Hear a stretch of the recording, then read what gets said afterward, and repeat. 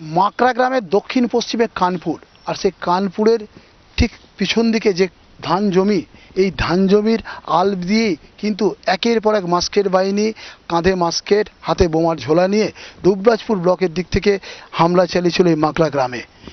গতকাল এই মাকড়া গ্রামে যে দুষ্কৃতী হামলা চলেছিল, সেই হামলা চালানো হয়েছিল মূলত দুবরাজপুর ব্লকের এই কানপুর এলাকা থেকে। কানপুর স্কুল ঘর যেটা বলছে, সেখান থেকে কিন্তু মাস্কেট বোমা নিয়ে হামলা চালানো হয়েছিল, এমনটাই পুলিশের সূত্রে উঠে আসছে পুলিশের প্রাথমিক তদন্তে।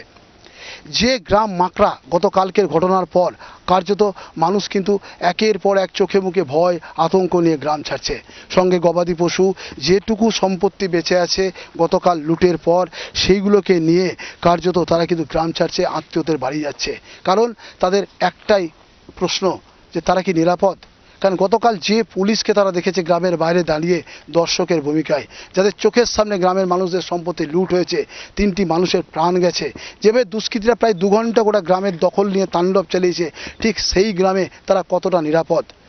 গতকাল রাত্রিতে কোনো ক্রমে তারা মাঠের মধ্যে ধান জমিতে শুয়ে রাত্রি কাটিয়েছেন, আজ কোথায় কাটাবেন যদি দুষ্কৃতীরা আবার হামলা চালায়?